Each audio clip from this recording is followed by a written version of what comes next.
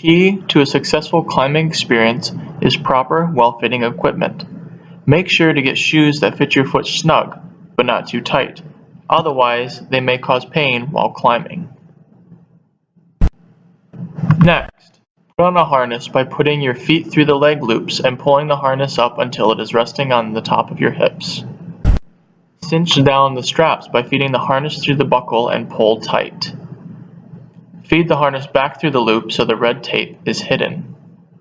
If the red tape is exposed, like on the bottom buckle, the harness can come undone while climbing.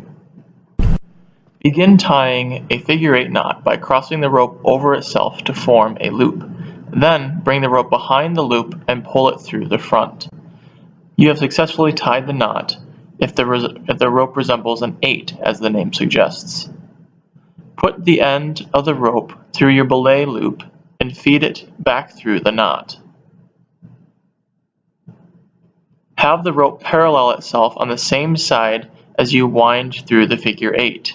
It should have the same shape as before, but this time there should be 2 widths of rope instead of only 1.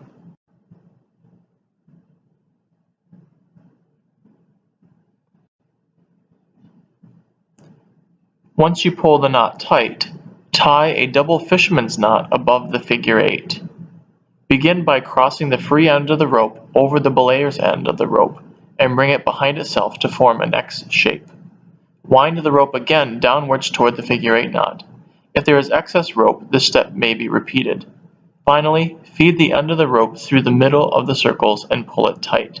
The characteristic X shape should remain in the knot.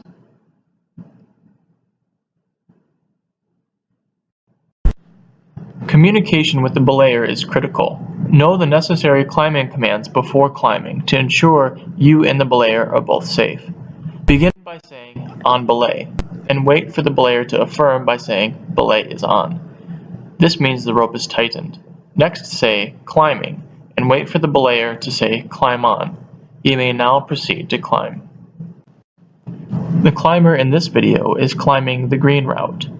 The first hold in his left hand is called a jug, which are big open holds that you can easily get your whole hand around.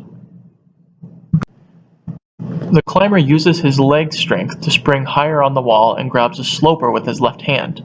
Slopers do not have a large pocket on the top and are best used by increasing the surface area in contact with your hand. To transition, the climber switches from his right hand to his left hand so he can reach for a higher hold. The last hold on the wall is another sloper. Notice how the climber repositions his hand on the hold to increase his surface area, much like palming a basketball.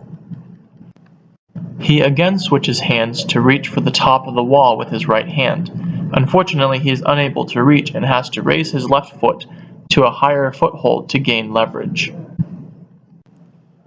Notice how the climber turns and tells his belayer, "lower me." The belayer replies, "lowering," and prepares to let the climber down the wall. Once he reaches the bottom, he says, "off belay." The belayer replies, "belay is off," and the climbing is complete. When belaying, first make a U shape in the belayer's end of the rope and feed it through the top of an ATC. Then take a triple locking carabiner and feed it through both the rope and the ATC hook.